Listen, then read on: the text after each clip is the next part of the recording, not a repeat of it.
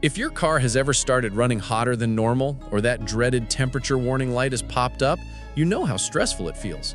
Overheating isn't just an inconvenience, it's a serious problem that can quickly lead to major engine damage if ignored. So today, let's break down exactly why cars overheat, what's happening inside your engine when the temperature rises too high, and what you can do to prevent it from ever happening in the first place. To understand overheating, we first need to remember how an engine works. Every time fuel burns inside the cylinders, it creates an incredible amount of heat. In fact, the temperatures inside the combustion chamber can exceed 2,000 degrees Fahrenheit. Left uncontrolled, that heat would destroy the engine almost instantly.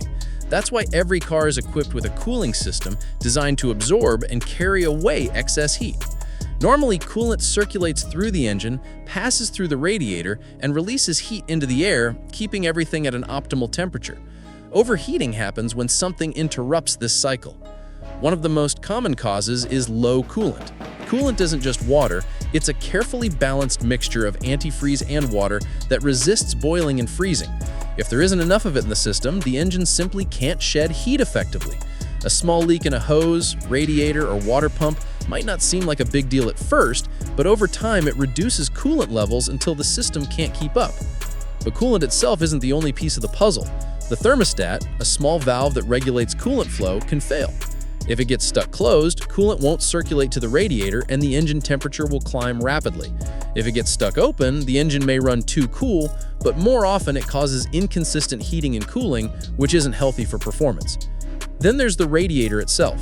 This part is essentially a big heat exchanger.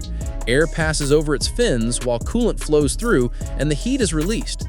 But if the radiator is clogged internally with rust or deposits, or if its external fins are blocked by dirt, leaves, or even a plastic bag from the road, it won't dissipate heat properly.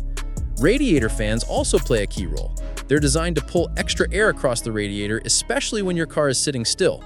If a fan motor fails or if a relay or fuse cuts out, you lose that critical airflow and the engine overheats quickly in traffic or at idle. Another culprit is the water pump. This pump drives coolant through the system, and if it fails or its impeller wears down, circulation drops dramatically. Without strong circulation, hot spots form in the engine, and before you know it, temperatures shoot up. Let's not forget hoses. Over time, rubber hoses become brittle, crack, or collapse under pressure. A collapsed lower radiator hose, for instance, can restrict coolant flow just as much as a failed pump. Now, it's also possible for overheating to come from issues beyond the cooling system itself.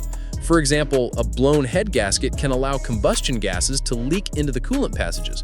That not only introduces heat where it shouldn't be, but also pushes air bubbles into the system, preventing coolant from circulating. In worst-case scenarios, this leads to white smoke from the exhaust, contaminated oil, and very costly repairs. Even driving conditions play a role.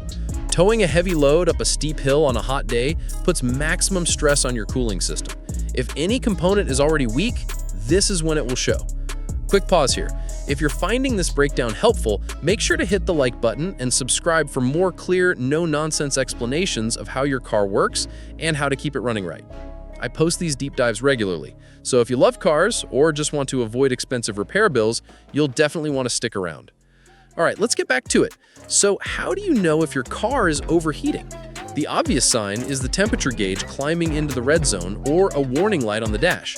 But there are subtler signs too, like steam rising from the hood, a sweet smell of coolant, or even a heater that suddenly blows cold air because coolant isn't flowing properly. If you notice any of these, the best thing you can do is pull over safely and shut the engine off.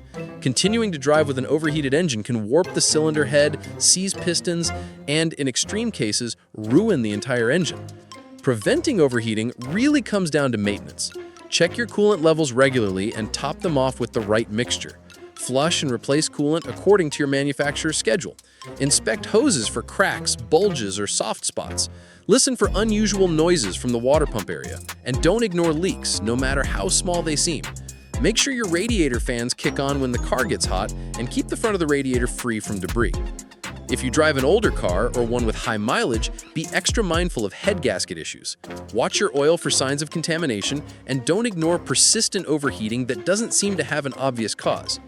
It's also smart to adjust your driving habits in extreme conditions. On hot days or during long climbs, turn off the air conditioning to reduce load And if things start to heat up, turn the cabin heater on full blast. It sounds uncomfortable, but it draws excess heat away from the engine, sometimes enough to prevent damage until you can stop. So, why does your car overheat? It usually comes down to one or more parts of the cooling system failing to do their job. Low coolant, a bad thermostat, clogged radiator, failed water pump, broken fan, or even a blown head gasket. But the key takeaway is this: overheating is never something to ignore. A quick check or minor repair today can prevent thousands of dollars in engine damage tomorrow. And that's the full picture of why cars overheat and what you can do about it.